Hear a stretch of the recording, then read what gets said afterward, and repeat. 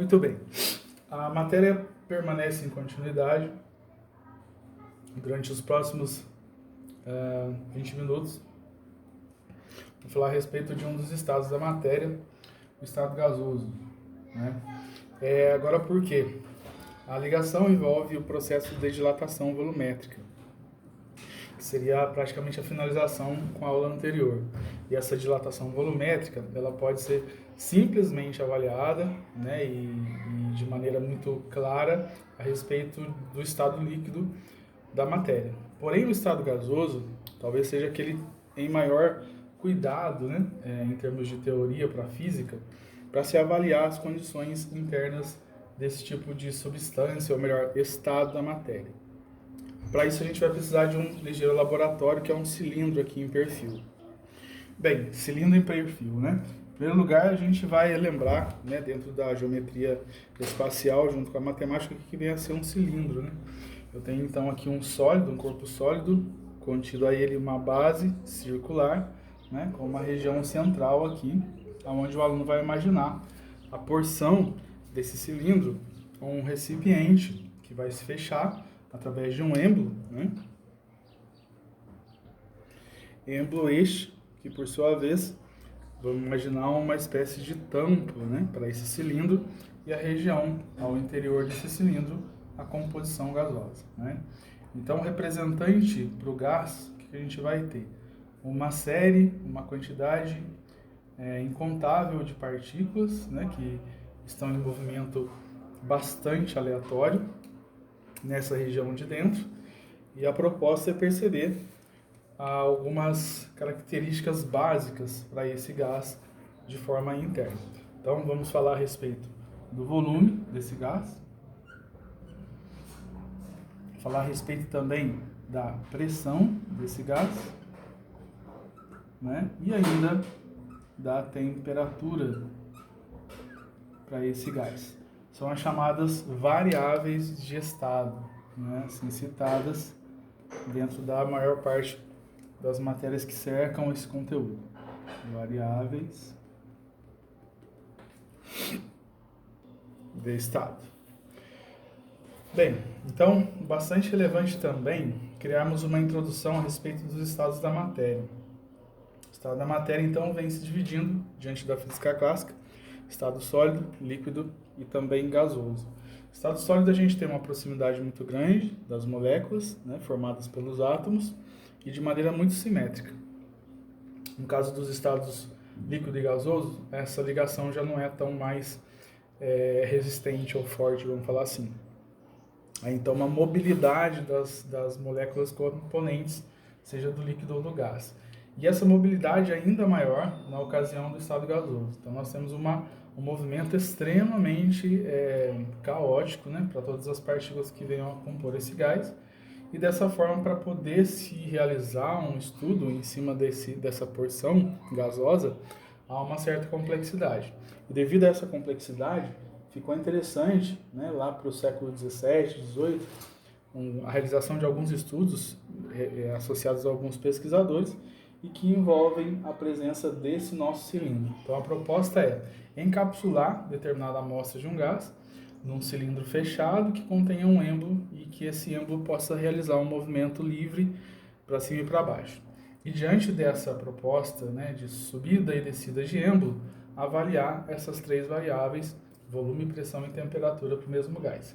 A esse tipo de contexto, né, nós intitulamos a aula Comportamento Térmico dos Gases. Como é que eles se comportam diante de diversas situações iniciais ligadas a esse tipo de simplificação aqui do que seria esse cilindro fechado através de um êmbolo, né? Então, daqui para frente a gente vai utilizar a maneira simbólica mais reduzida possível, né, para de repente reduzir aí a questão de avaliação escrita, né, e mais ainda procurar trabalhar a parte da teoria. Então, sempre que eu olhar uma figura dessa, nessa matéria, a gente vai sempre tentar associar a presença de um cilindro fechado, um gás contido na região interna e um êmbolo que venha propiciar, né, a avaliação apenas do gás ali dentro. No primeiro momento, né, para fazer toda a avaliação desse comportamento térmico dos gases, vamos nos referir aqui à chamada lei de Boyle-Mariotti. Né? Em primeiro momento, também citar as variáveis de estado, né, volume, temperatura e pressão. Bem, a gente vai se acostumar a simbolizar essas variáveis de estado através das letras apenas, volume V, temperatura T e pressão P, maiúsculo, minúsculo também é possível de se utilizar. E diante desses símbolos, a gente vai avaliar o que Boyle-Mariotti propôs no seu experimento. Bom, no caso do experimento de Boyle-Mariotti, a ideia era aprisionar um determinado gás, nessa região aqui, né? E aprisionar desse gás, através do cilindro, do êmbolo, a possibilidade de inserir energia térmica nesse sistema. Né? Então, esse termo aqui é bem legal que a gente possa comentar. A energia térmica, por sua vez, ela é inserida para esse cilindro através de uma fonte de calor, né? Que possa ser localizada na base desse cilindro. Vamos imaginar que as paredes desse cilindro sejam capazes de gerar um isolamento muito grande em relação à troca de energia térmica, como o isopor faz, né, na conservação de alimentos, através do gelo. E, basicamente, na base é que a gente vai ter essa possível troca. Então, o elemento da base desse cilindro é um ótimo condutor de calor, de energia térmica, enquanto que as paredes não. E toda a região, né, à volta do gás, praticamente ótimo isolamento. E diferente da base que provoca essa inserção de energia. Então, inserção de energia, como é que a gente vai imaginar? Chama, fogo. Né? Então, aqui nessa base, a gente pode inserir uma fonte de calor, né, através de uma chama de vela, através de um fogareiro, através de um bico de Bunsen, né, se a gente estiver falando de estudos de química. E a energia térmica que se transfere dessa queima, da combustão aqui, vai se transferir aqui para dentro. Uma vez que essa energia térmica se transfere para o gás, há então uma mobilidade ainda mais rápida, né, em termos de associação de partículas e agitação. Então a tendência é já pensar que com fogo eu tenho aquecimento, né, eu tenho mudança da temperatura, a possibilidade de haver um afastamento entre as partículas é ainda maior por conta da energia térmica, então as partículas se afastando eu tenho uma alteração do volume, né, ou seja, o gás muda de tamanho, tendo em vista que esse êmbolo ele é móvel, né, e ainda mais do que isso, conforme a agitação maior das partículas aqui dentro, devido à fonte, o número de colisões entre as partículas e principalmente a parede do recipiente que os contém vai ser ainda maior, o que caracteriza então a pressão. Então, através da fonte de calor eu tenho mudança do volume, ou seja, o tamanho do gás, né, o espaço ocupado pelo gás, melhor dizendo. A temperatura vai variar, né, então eu tenho uma agitação ainda maior das partículas. E a pressão também ela vai variar, tendo em vista um maior número de colisões das próprias partículas em relação ao recipiente que contém esse gás. Né? Então, as três variáveis de estado, elas podem, então, modificar. Nesse aspecto, que Boyle e Mariotti, né, são dois pesquisadores, eles tentaram realizar esse experimento de tal forma em que, com o uso de um termômetro, né, que entrava pela lateral aqui do êmbolo, né, esse termômetro indicasse uma temperatura constante, né? Então, o primeiro experimento realizado nesse sentido, no século XVII, lá para o século XVIII, ele trouxe a proposta da realização de uma transformação gasosa sob temperatura constante, né? E a ideia é que, controlando-se a temperatura constante, haveria apenas mudança de volume e a mudança da pressão.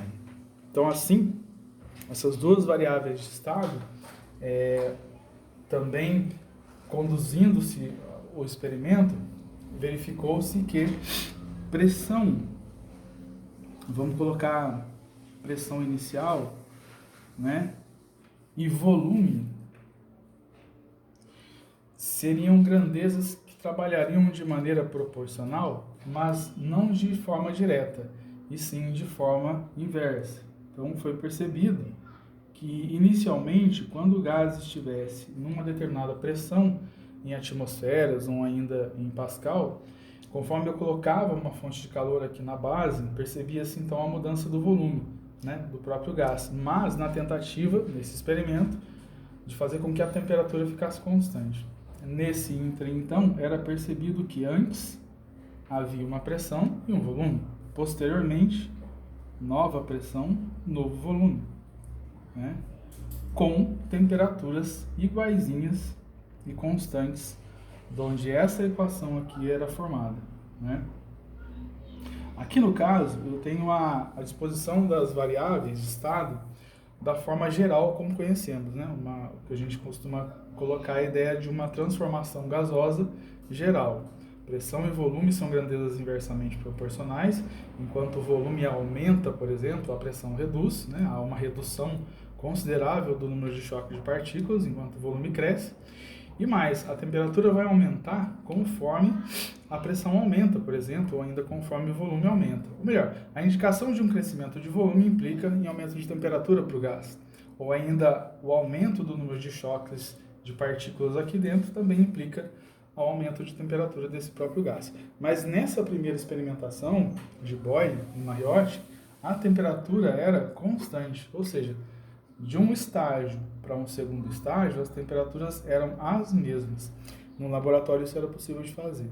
E por conta dessa igualdade das temperaturas, uma equação da transformação isotérmica venha a fazer parte dos nossos estudos, né? Vamos lembrar que então estamos tratando aqui o comportamento de um gás através de uma primeira transformação gasosa que a gente costuma chamar de isotérmica.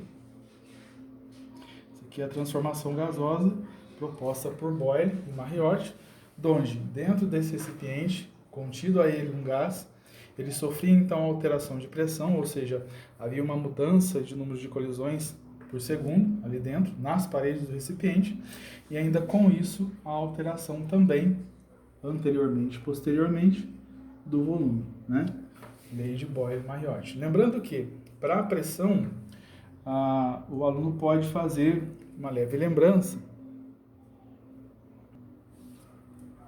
e memorizando, né, a questão do emprego das unidades de medida para as variáveis de estado aqui da pressão, da transformação em temperatura constante, que a gente chama de isotérmica, né? E para a pressão nós temos a unidade Pascal, né, conhecida como Newton por metro quadrado, e o volume em metro cúbico. Vamos lembrar que as duas unidades aqui são as do Sistema Internacional de Medidas, e o volume, por sua vez, também pode ser empregado em outras circunstâncias, em outras unidades que não a do Sistema Internacional. Pode ser o litro, ml, centímetro cúbico, assim vai. E Pascal, por exemplo, a gente pode imaginar também o uso de unidades de outras orientações que não a da internacional. Então, isso, né, é verificado em exercícios, e a gente vai usar um pouquinho dos conhecimentos de hidrostática também, em termos de unidade de pressão. Bem, como se fosse considerada novidade, né, a física leva também a questão da análise em diversos setores o uso do gráfico, né, dando menção aí ao plano cartesiano também.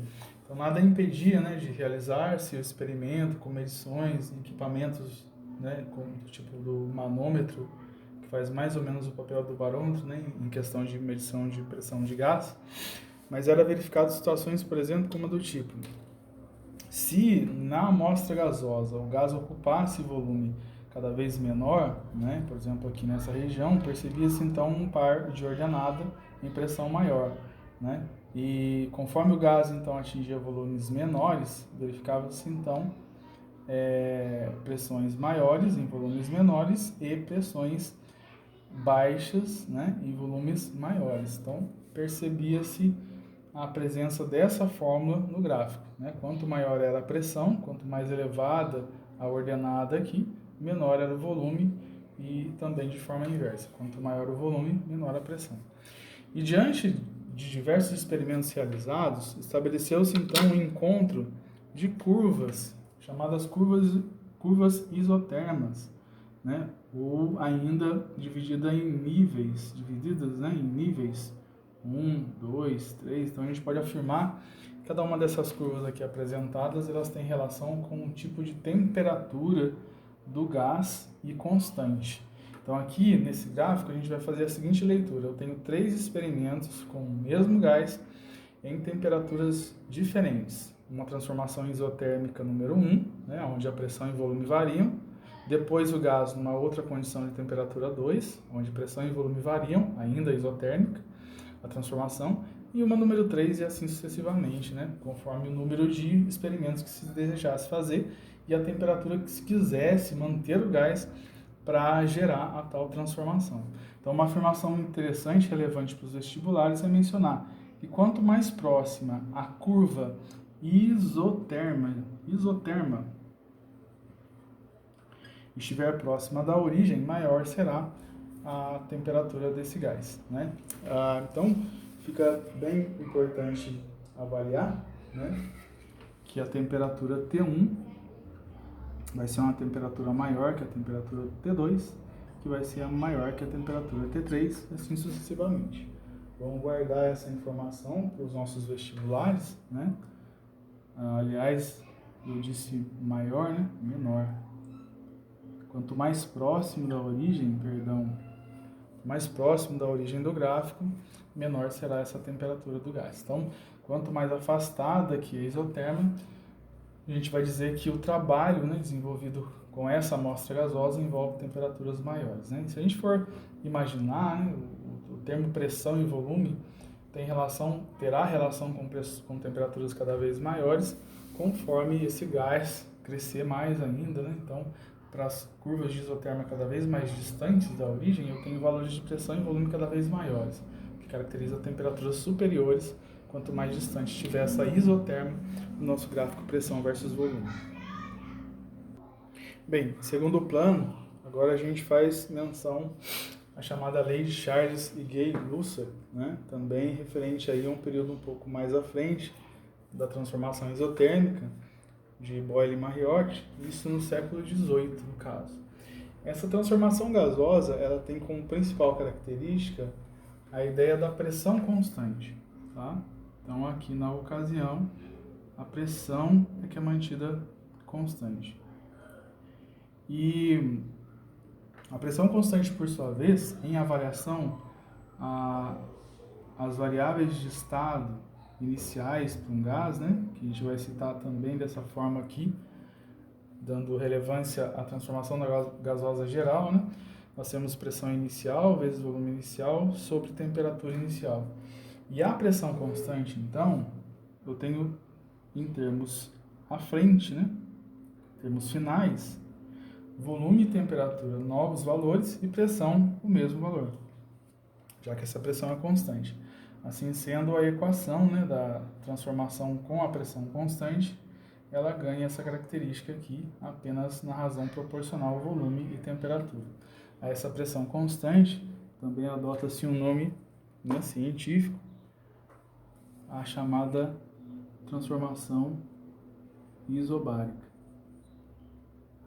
né? Essa transformação, por sua vez, diferente da transformação isotérmica, nós temos a pressão constante na transformação isobárica.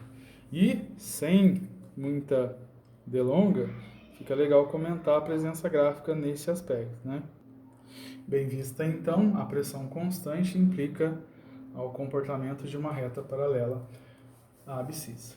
E, para ainda complementar, vamos imaginar que uma outra transformação gasosa surge, né, em decorrência dos estudos de Boyle e Mariotti com a isotérmica, de Charles e Gay-Lussac com a isobárica, há uma terceira transformação gasosa que envolve o volume constante, a conhecida transformação isovolumétrica, né? Então, por consequência das duas transformações que já verificamos, nós então realizaremos a avaliação do comportamento gasoso através de 3 tipos de transformações, né?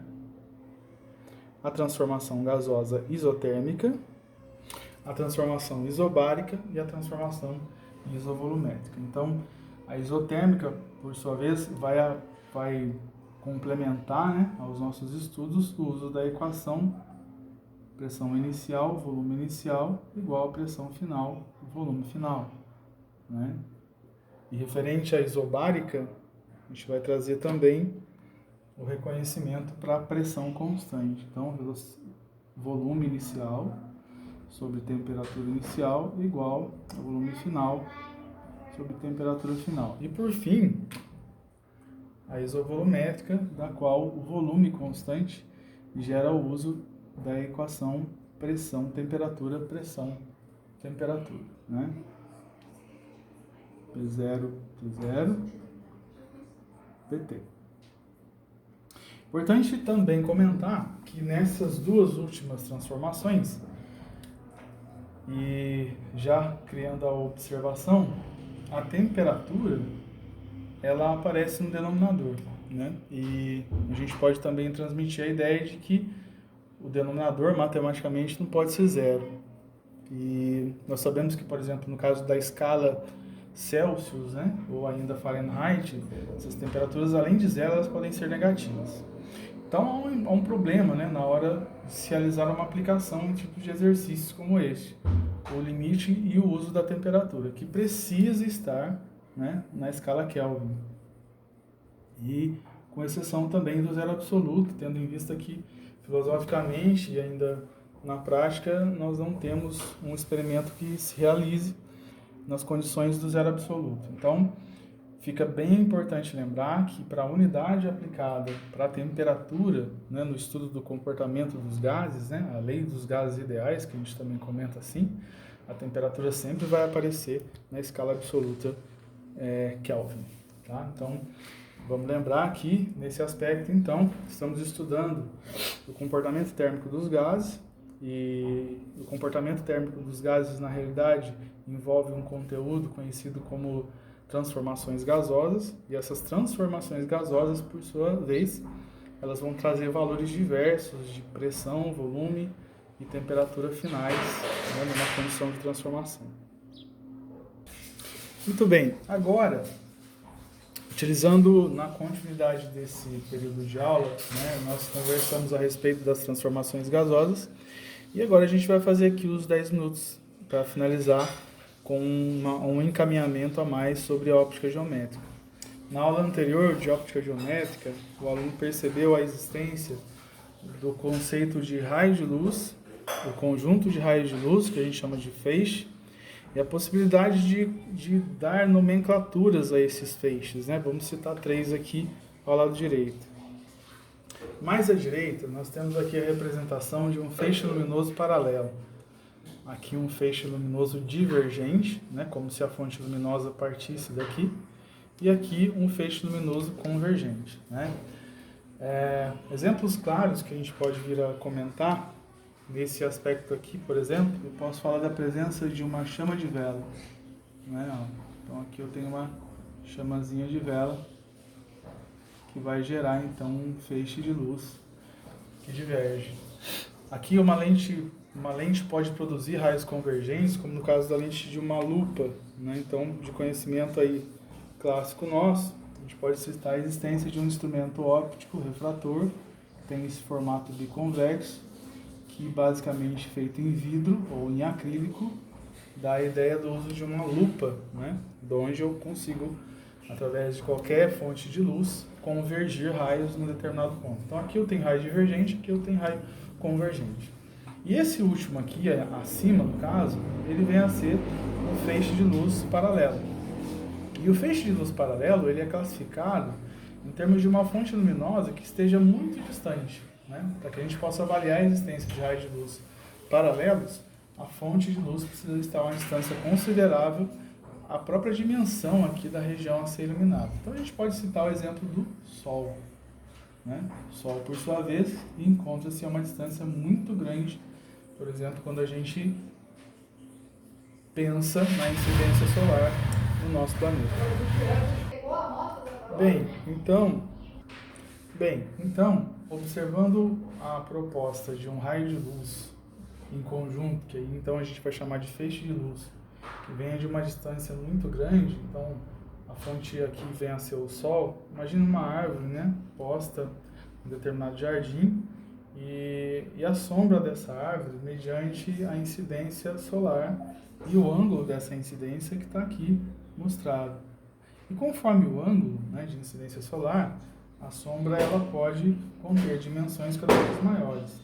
Se eu imaginar que o Sol esteja a pino, por exemplo, né, o Sol aqui bem naquela ocasião do meio-dia, a sombra gerada basicamente pega esta região da árvore, né? Então tem uma sombra nessa dimensão.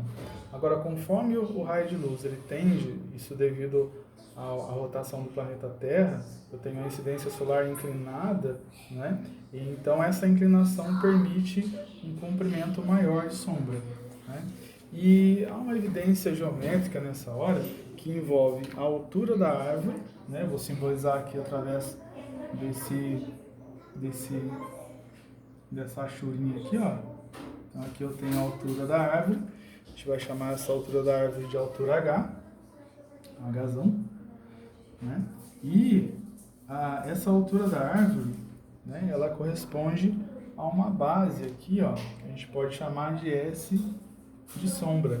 De verdade, então, eu consigo associar uma figura geométrica que pode ficar próximo, muito próximo de um triângulo retângulo, né? Então aqui é a altura da árvore e aqui é a sombra gerada por essa árvore. Agora imagine que no mesmo momento haja uma pessoa de pé, né, de determinada altura também, e essa pessoa, por sua vez, ela também vai gerar sombra, né, logo ao lado aqui, né? Essa sombra, por sua vez, não é tão maior quanto a sombra da árvore. E assim também, a sua altura também não é tão maior quanto a altura da árvore. Assim sendo, eu posso dizer que há uma relação matemática entre a altura da árvore, a sombra gerada por essa árvore, a altura do homenzinho aqui, né? E a sombra, vou chamar de S minúsculo aqui, gerada por esse homenzinho. Então, mediante o uso da geometria do triângulo retângulo, eu consigo oferecer esse tipo de proposta, né, de semelhança de triângulos por uma equação super simples, né, que envolve a altura de uma árvore está para a sombra gerada por essa árvore, assim como, no mesmo momento, uma pessoa ou qualquer objeto que tenha determinada altura, vamos chamar de altura H minúscula, né, vai se gerar uma sombra também proporcional nas dimensões dessa pessoa de altura H. Então essa relação de semelhança de triângulo ela é bastante pertinente para um uso de um dos princípios da óptica, que confere a ideia de que todos os raios se propagam de forma retilínea, né, gerando então sombra. Não somente relacionado a isso, a gente também pode citar os eclipses, né, o eclipse solar, o eclipse lunar, que gera sombra no planeta Terra, e o princípio de propagação de raio retilíneo, né? E além disso, também a chamada câmara escura, né? A câmara escura, por sua vez, está associada ao princípio das máquinas fotográficas. Então, o estudo das sombras, né, vai transmitir o conceito da propagação retilínea da luz. Bem, na sequência, para a próxima aula, a gente vai fazer um estudo, né, de como é que se forma o eclipse, tá? Mediante a referência do Sol, né? E como é que se compreende, né, o funcionamento de uma câmara escura.